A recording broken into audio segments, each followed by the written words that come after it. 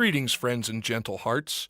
We survived our trip to Brigadoon, and now we're back for yet another episode of Carnival of Randomness, your antidote for nerd culture and weekly inoculation of reality. I'm Zach, joined again by Rob. From a galaxy far, far away. Oh, you owe George Lucas and Nickel now. And actually, today we are coming to you live from the Chamber of Commerce here, Rec Room here in Astro City, and today we're going to be discussing Indy Comics. What do we mean by Indy Comics? Basically, it's from publishers other than Marvel, DC, and their subsidiaries. So, you know. Some are big, some are small, but just not Marvel and DC, Yeah. so not Vertigo today. They'll come. Yeah, that'll come, but we're looking like Dark Horse, IDW, Dynamite, Blue Wave, Cross-gen, whatever. Yeah, stuff like that. Nothing Marvel or DC, that's all. And since we're granted some time here at the Astro City Rec Room, we may as well appease our sponsors and benefactors. So one of the first books I want to talk about is Astro City by Kurt Busiek, and I might have said his last name wrong. This is Kurt's basically universe, and Kurt, if you don't know about him, has an encyclopedic knowledge of comics. It's amazing where he gets these things. If you ever read his books like Avengers Forever, what he pulls out of his hat.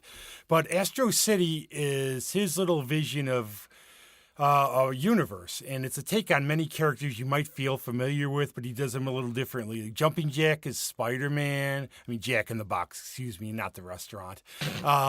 The Confessor is probably Batman. There's a superhero that's sort of based on Superman, and what he does differently, he talks like you can pick up the book anywhere you like because he does different characters. He even features the supervillains, and sometimes he'll have a storyline that includes them all, but a lot of them are standalone.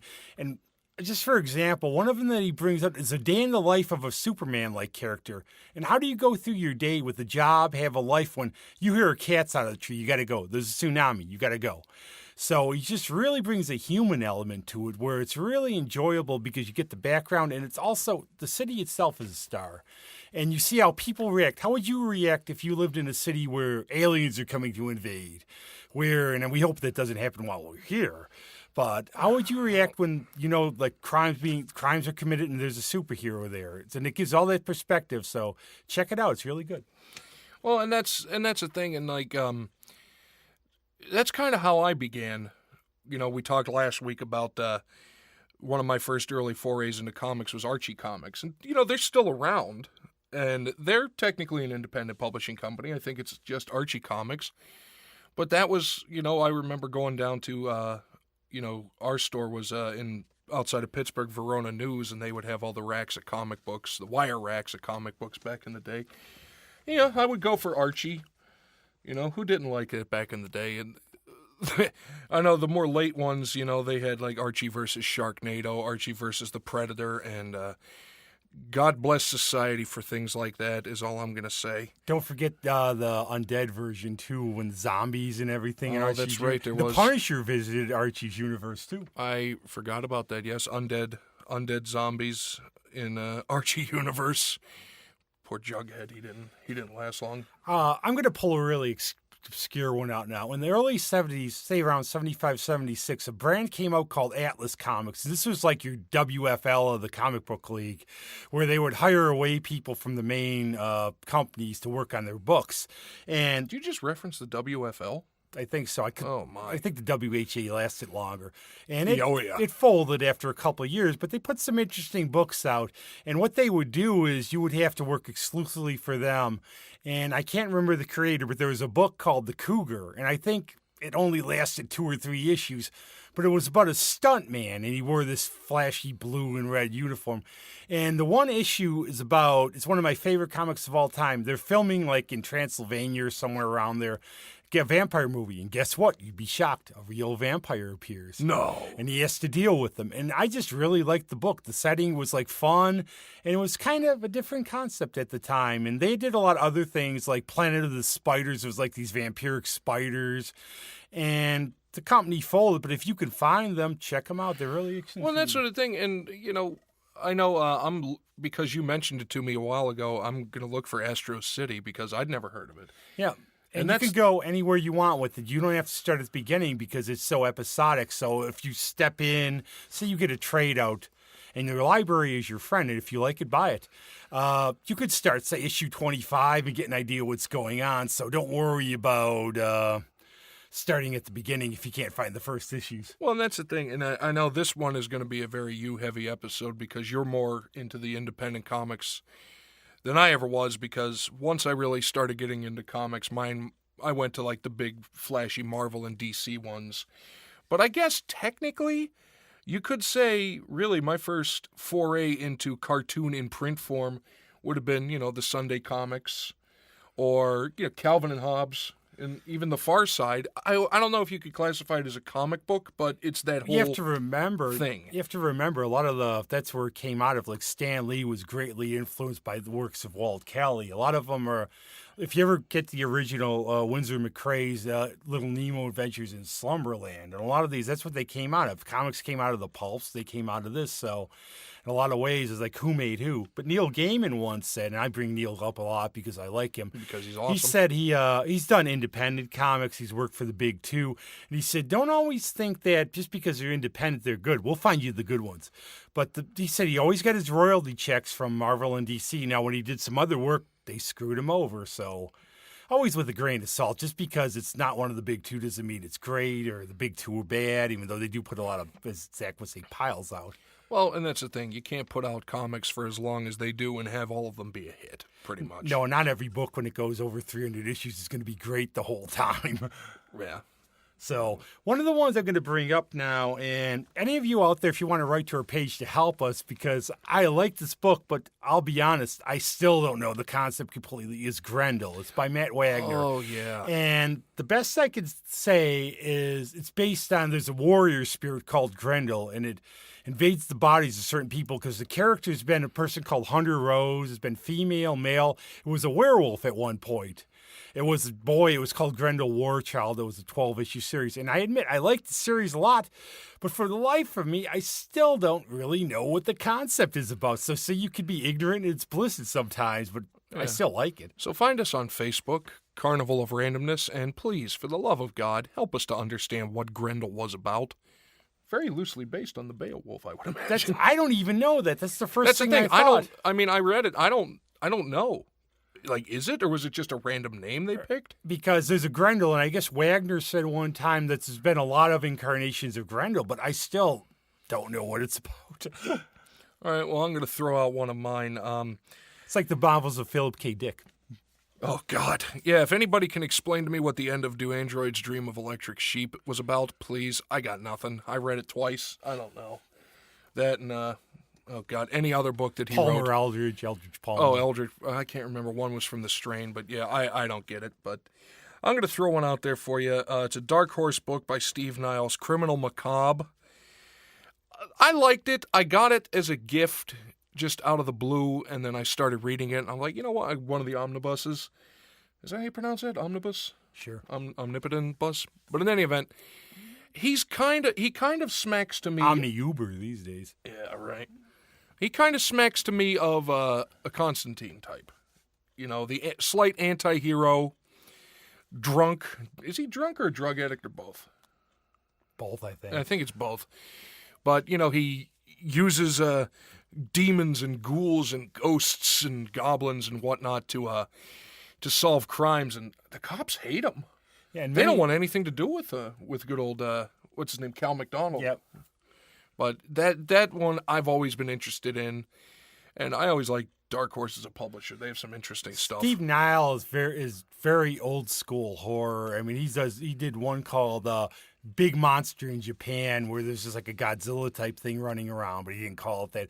And all of you are probably familiar with him because of 30 Days of Night. And sadly, if you saw the sequel, oh Jesus, you probably don't like him a little bit. But speaking of 30 Days of Night, that brings us to another publisher. I think it's Dynamite, and they do basically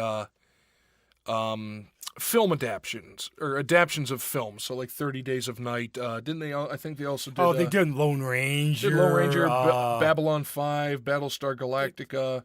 If there's a TV show or movie, comic book, pretty good chance that it's probably from Dynamite, I would say. And they do a good job too. No, they do. The 30 Days of Night comic, I think, was a lot better than the movies. Yeah, yeah, and he continued it with Dark Days and a lot of others that were good. But speaking of monsters, I'm going to pull two out of the Abyss then. And this is from Charlton Comics in the 70s, and it was called Monster Hunters. And the other one it's an independent comic, and I don't remember the publisher. It was in the 80s called Mr. Monster. And what they were anthology series. And the first one had a guy who looked like Teddy Roosevelt, and he had a vampire assistant.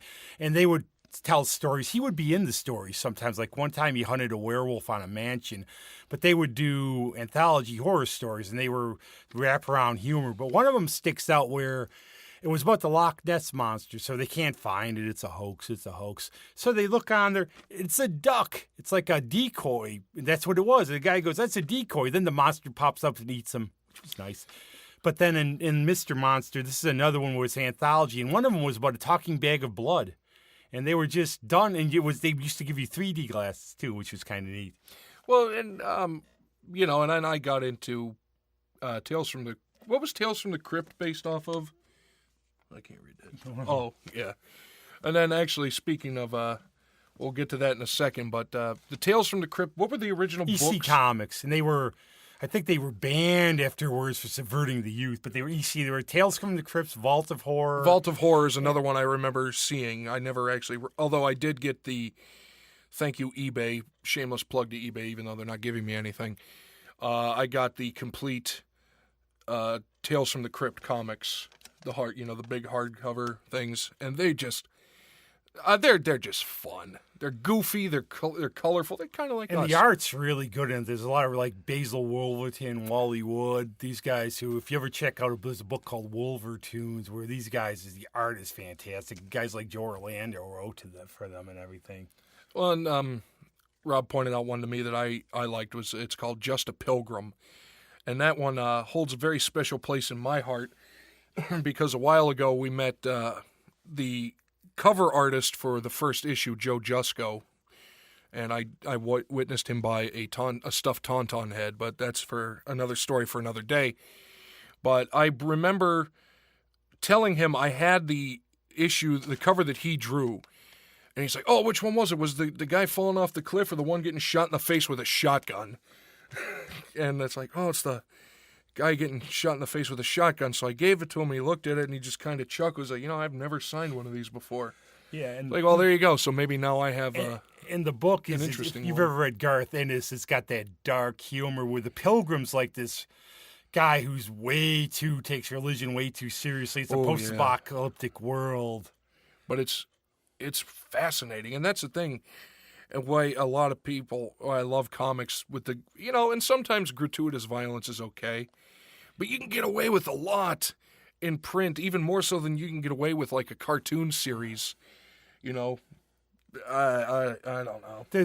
There used to be a comic imprint called CrossGen, and some of us would argue about it because they would have like more sordid sorcery, and you get those people out there who are pure comic fans going, I want to read Dungeons and Dragons. But they had a lot of things. They were interesting. They were based in Florida, and you had to go down and work at the studio. And these days, you outsource everything. Somebody might live in Minnesota, send, fax the stuff in. But they had a lot of interesting books, and two of them stand out. One of them was Ruse, and this was a story about an agent called Archer and Emma Bishop, his assistant. And she had ESP, but they downplay that as it goes on. And really it was, if you take the Avengers, the Steed and Peel version, not the one with all the costumes, and Sherlock Holmes. It was set in the 19th century, and he was almost like a little bit of the Shadow in it too, because Archer would have Archer's agents who were like guys disguised on the street, and they would solve crimes. It was really neat how they did it. Mark Waid wrote it. He had a dust-up with the publisher left. Scott Beatty wrote it. And it was always sort of interesting cases, a little bit of mystery, fun. Emma was great. And the other one was Route 666. And if you've ever seen the TV show Grimm, they stole it, basically. Because it's about... You said that. So the whole Grimm thing was really... It's about ripped this from them? kid... And he could see there's monsters among us. And he could spot them. It's like Roddy Piper with the glasses and They Live. And he goes around the country trying to deal with them. And there's like werewolves, demons, and everything. Werewolf? And there's one especially, werewolf. And there's especially one that sort of like makes you want to gag a little because the guy tries to save his son. And what the demon does is make him chug 6 gallons of gasoline. He's not Wahoo McDaniel, so he can't do it. You'll hear that story later. Yeah, there's a story for that one later. But he's dying doing it. But the book was really well done. It was like a road series. But their books were basically good. They did a pirate series. It lasted 2 issues because then the company folded, as a lot of independent do. And the artwork by Butch Guice, like in Sojourn, was really good. And they were done well. And again, if you see them, you probably get them really cheap. Well, and I guess on that, something I'm curious about, maybe you know the answer to, as we're talking, it came up. If an independent company doesn't last very long, how do you think a lot of those artists that were able to get their name out enough with something they did and move on to another company or maybe even up to a bigger company? I think a lot of, like, over the last 10 years or so, I think what happened in the 90s is people got too caught up in collectibles. For a while, if you went into your comic store in the 90s, you get like the embossed double cover. And a lot of it was really bad stories. And they try to focus on the art. And people got upset by that. And it was called Black Friday again in the comic industry in the 90s. And what happened was all these companies tanked because it was just too much out there. Not a lot of it was good. So what happened after that is a lot of the main companies and Dark Horse, Image, which is independent, which is big, they would pick up a lot of these creators, like Dan Quinn, who did a lot of indie comics. They put him on Doctor Strange. And they put a lot of these creators got work because they saw what they were doing, and they's like, we have to save the industry. People want good stories, and that's what they did. If you build it, they will come. So I think that helps. I mean, you have to get in the door some way. All right, and speaking of getting in the door some way, that's actually a very good segue to my next one that I was reminded about actually this morning, or not this morning, a while ago from a friend of mine, Axe Cop. A-X-E, Cop. Cop with an axe. That's basically it. The point of it, it did become like a TV series, but it started out as a web comic. And the whole point of it was by this guy, Ethan, I guess, Nickel, and his brother, Malachi. Huh? And what it is Malachi was 5. His brother, Ethan, was 29 at the time. And they're playing around, and he invents this character of Axe Cop, and so his brother Malachi invents this character. So his brother's like, you know what? I'm going to turn this into a web series, and he did so, and it took off. And eventually, I think they got picked up by Dark Horse. I'm not familiar. How could I? Well, I just wonder if he's related to Samurai Cop or Maniac Cop. But while you were talking about that, you keep talking about that one thing, the Tick. Oh God, who doesn't love the Tick? The Tick was, I don't know, was he a correct me if I'm wrong, Internet. There were different incarnations, weren't there? Yeah. Correct me if I'm wrong, Internet, but it began as, I think it was a high school kid just started drawing him up. And ultimately it led to the cartoon show, the Patrick Warburton live-action show, and the live-action show on Amazon now with, I cannot remember the guy's name. I don't. I just know that I think he was related to the Flaming Carrot, which I can't talk about because I know the name, but I never read it. Right. But the Tick is just, it's goofy because he's like, at least in the cartoon show, he was an amalgamation of all the superheroes, just overly goofy, hilarious. But, lest we not forget, in the original comic book, which then spawned all of this hilarity, he was an escaped mental patient who I think thought, if I remember correctly, it's been a while, thought he was a superhero, but really was psychotic. It's almost like Sam Keith's The Max, which was about this guy named Norbert, who was a homeless guy. God, there's a throwback. That's another one where, okay, what was it really about? Was it a homeless guy with the DTs thinking he was a superhero? But now that you mention it, I think you were talking about this one. What did it spawn? Oh, God.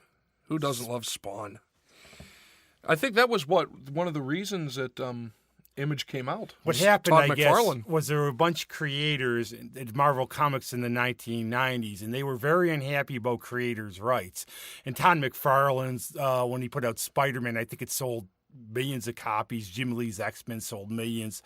And they were sick of so they said, let's junk all this and form our own company, which was Image. And the original ones were Spawn, Youngblood, which Liefeld did, Cyberforce, which Jim Silvestri did, Wetworks, Will Sportorcio, Savage Dragon, which is still going. But anyways, what's Spawn? Well, and Spawn was just, I mean, what a great character he was. But the cool thing about that for me is years ago, Super Bowl, what was the Super Bowl in Detroit? Super Bowl 40? I don't know. George Steele said Detroit won the Super Bowl. Well, that was a mistake on my shirt when I met him. But it was when the Steelers were playing the Seahawks. Yes, I drove out to Detroit to watch it, and the weekend stuff. Todd McFarlane is there because he has the McFarlane toys. Obviously, he does movie characters, monsters, and sporting figures. And he was every year he would release a special figure for that town, and it was a Barry Sanders figure. And I got there too late, unfortunately, to get one to have him sign it, but I was able to talk to him for probably 15, 20 minutes. The guy is one of the nicest people you'll ever meet, and we were talking, and the attention to detail he had just about the sports figures really showed why Image and Spawn and all of his toys were so successful, because he was talking to me about, it was the year Reggie White was going to be inducted into the Hall of Fame. And for some reason, he decided to ask me my opinion on it. Like, what do you think? Should it be, Philadelphia Eagles, Green Bay Packers? I said Eagles. Plus, if you have the man's signature, you won't realize it. Oh, yeah, and then he doodled everything on the back of this piece of paper. Like, hey. And a little interesting trivia about it. Spawn is basically a guy who he sells his soul to the devil for some reason. He's got like a time ticker on his life. Because wasn't he killed? He was killed in war. He was a cop or a war veteran who was killed. I think he may have been both. But he bargained with the devil to come back. And in the movie, John Leguizamo plays the Violator. Is that the name? Yeah, the Violator. He's an evil clown. Oh, he takes the shape of a clown. And he said the movie was horrendous. He liked the movie, but he said he had to be on his knees with this fat suit on for days, and it was horrifying. But he said the movie was good.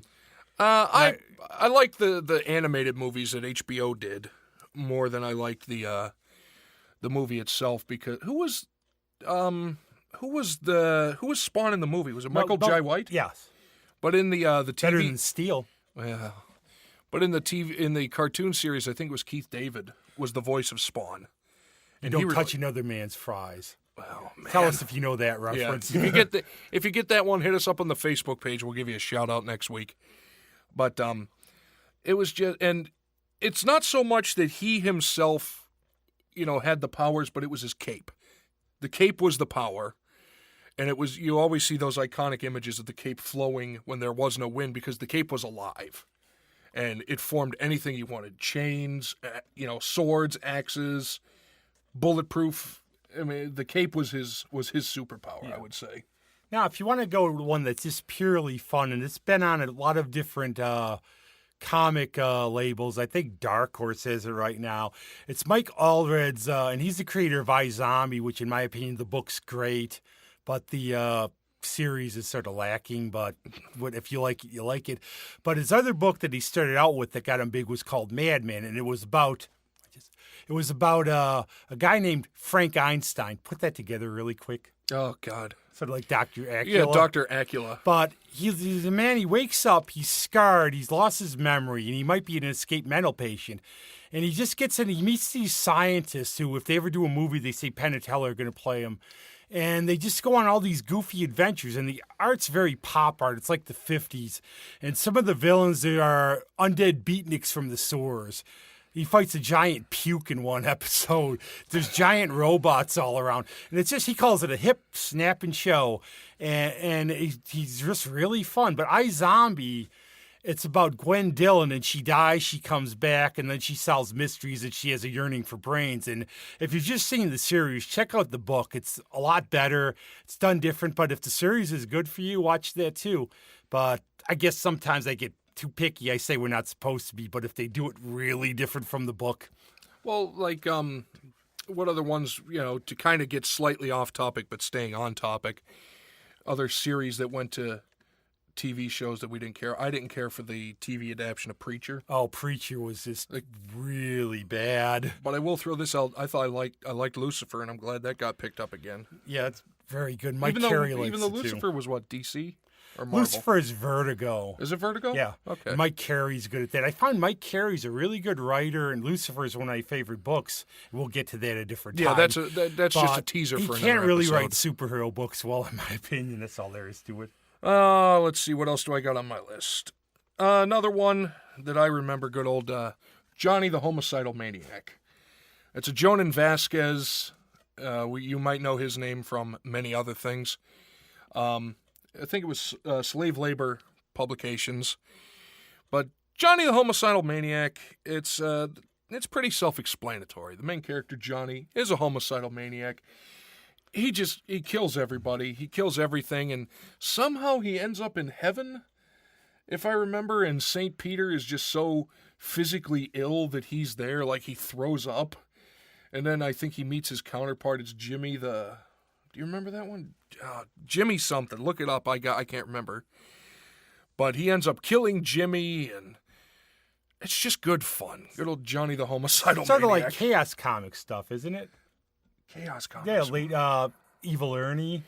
Oh, And dear. all those Smiley the Evil Hair. But Chaos Comics is something interesting because a lot of times when they do these adaptations, they're not good. They did a lot of wrestling comics. They did The Undertaker, Steve Austin, Mankind. And what they really did was they took the characters, they actually told good stories. The Undertaker is able to see demons who are in the ring, and he fights against them. Stone Cold's like in a Chuck Norris type movie situation, but they're done well. They're actually very done well. And then there's Smiley, the homicidal button, who's buddies with Evil Ernie. And there's Lady Death. Well, Smiley, the evil bot. Well, it kind of smacks of rubber, but that's another episode for We're another not time. talking serial killers who kill like Fruity Pebbles. We're talking real ones. Oh, see, has anybody done a comic about that? No, I don't think The so. literal... patent pending. The literal serial killer. I've seen Halloween costumes about it. People have got like, cornflakes with a knife through them. But if you want to stay about That's less homicidal, I think it was on Kitchen Sink, which is now defunct. But it was a series called Milk and Cheese. It was by Evan Dworkin. And okay, this is the plot. I'm not kidding you. It was about homicidal dairy products. And there was a milk and a cheese in it. And all they would do is wreak havoc. That would be the story. There'd be like 4 pages of it. And they would like say the mailman's coming. They would hack him to death. Or they would go in a store and wreak havoc. That's all it was about. And they used to love the comedy of Don Knotts. They would sit after they killed people. They'd go home and watch a Don Knotts movie. Well, some would say that anybody with a lactose intolerance, all dairy products are evil killer demons, but, that's a serious thing. Sure, I'll let you borrow. I have never heard of that. My See, God. we always learn something new. But that sounds interesting. Then another gem from my youth.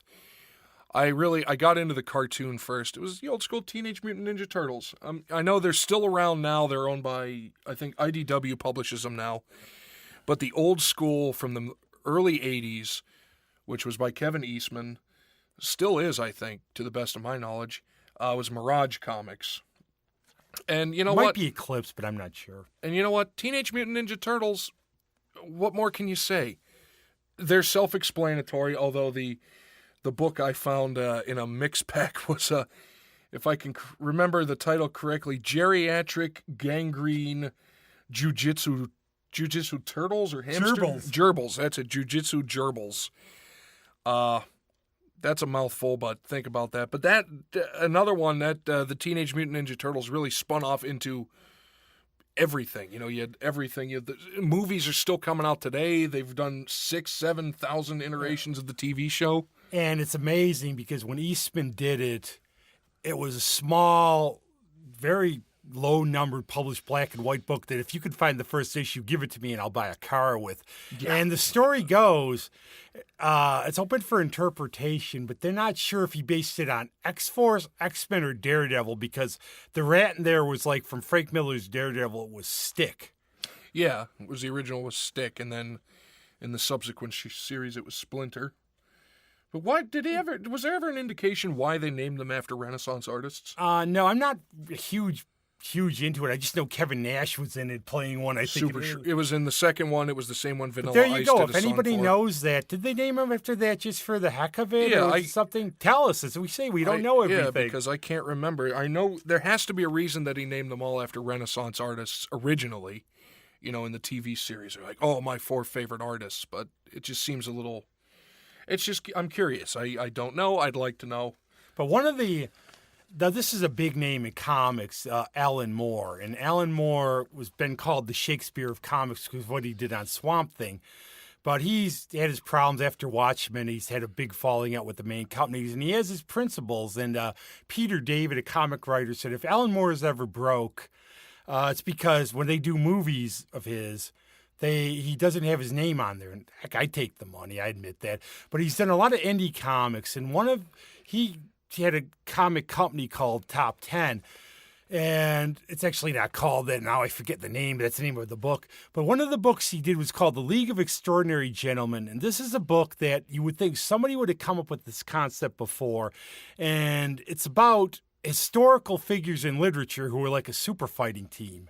And the first ones in 19th century Britain, they actually end up fighting Fu Manchu, and then in the sequel, H.G. Wells' Martians. And it has Mr. Hyde, Simon Quatermain, Mina Murray, who keeps a scarf around her neck. I wonder why. Gee, the Invisible Man, who he calls Hawley Griffin, which is interesting because Moore does his research, and I've never been able to find the Invisible Man's name mentioned in the books.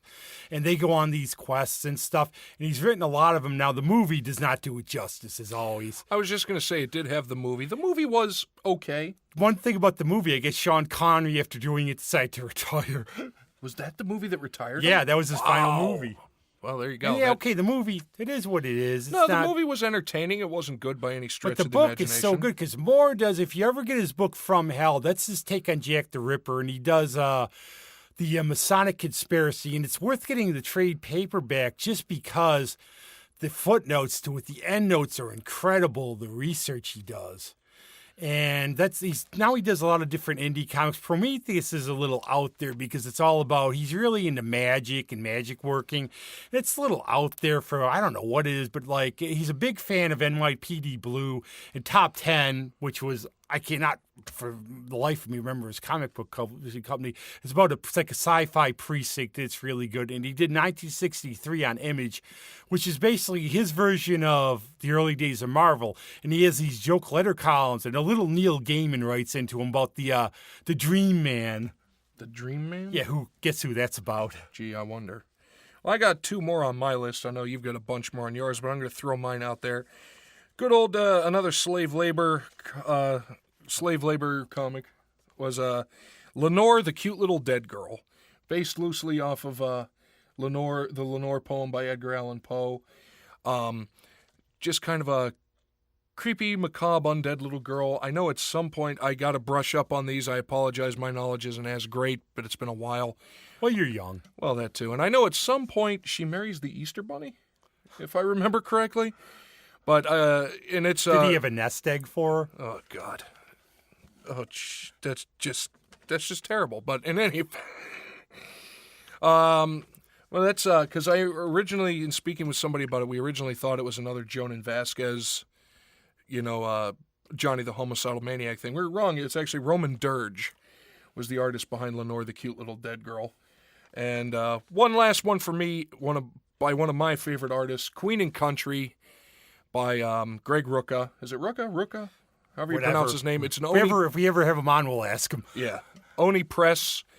It's just like a really good, what'd you call it, spy thriller? Oh, yes. Yeah, it's just very good hardcore like that. Yeah, it's very, very, very good. And Greg Rucka, we'll talk about him in later comic episodes because he went on to do, I think, the best iteration of Wonder Woman. I agree. That has ever been published.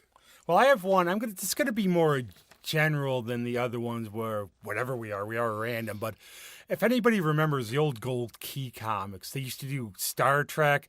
But years ago, Jim Shooter started a company. And what they did was they took them all, Solar, the Man of the Atom, Magnus, Robot Fighter, Turok, and they did stories with them. And now Dynamite does them too. They do a new Solar. Turok the Dinosaur Hunter? Yeah. Oh my God, yeah. I was going to say I have a few Dynamite comics of Turok. And Tim Truman, who's a really good artist, used to do Turok, and he would fight all these raptors and everything.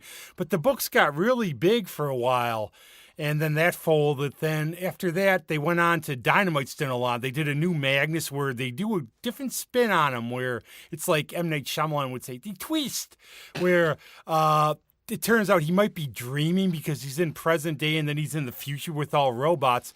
And he does Solar, which happens. Solar gets sucked up into the microverse and his daughter takes over. She's the daughter of the Atom. And they're really good spins on these characters, and they're very good characters, and it just shows you when they're there, use them. They're very good. Well, and that's another thing that, I've always found fascinating about comics. And I will argue with people that say comics aren't books. It's not worthy of being read. Well, you know what? I think comics got a lot of people really into reading and really into artwork. And I think really into other subjects, because you and I were talking the other day. You see something about, science and astronomy. You want to learn about it. Yeah, see and what when they're talking about. when I was growing up, first thing I did with comic books is I would look at the pictures and follow the story. Then I started reading. Then it's the Beast from the X-Men, Hank McCoy. He would quote Shakespeare. You get some comic character who was traveling the cosmos, and I want to learn about this. Right, and now with the popularity that Wonder Woman had with the movie that came out a while ago, you got to wonder, how many people are now getting into Greek mythology? But I still wonder, though, and and the he's comics. not independent or anything, but I still wonder, okay, you get bit by a radioactive spider. Wouldn't the webs come out of your rear end? When I don't think that lends itself too much to a comic book. And I think if you got gamma radiation, you might die. But let's, Yeah, let's have the suspension of belief. You wouldn't Hulk out, you'd lose your hair, but in any event, you got any more on yours? I don't know, but I think I hear the Conquistador coming. I want to talk about Coyotes, which is a really good book, but I think we might may get have to to wrap that. it up because he's coming down the hall, and we're gonna have to push that one back to another day, because guess what? This won't be our last comic And book maybe episode. we can have some of the creators of it on. Who knows? You never know. More random things have happened. Yes. I know. Sometimes, have the veal. We'll be back next week. Do you have any reservations? Only about the veal. Well, I guess that's going to do it here one more time for Carnival at Randomness, brought to you in part. We're going to wrap it up real quick. And I'd like to say, too, if any of these sound interesting, many of them are available at your local library. And if you enjoy them, help them out. Help the artists out. Buy them. That's what I do, because if they stink, some of them they can't afford everything. But these are really good. Trust me. And once, the blog is really up and running, I'll post links to all the comics that we discussed here so you can check them out for yourself. But Carnival of Randomness, brought to you by Horatio's Riddle Cloud. Not the fake electronic cloud. We literally come and rain jokes down upon you. So the Conquistador has turned the corner, so for all of us here at Carnival of Randomness, join us next week to see what other random crap gets thrown around. And I guess for all of us here, that be that. Bye-bye. Thanks for all the fish.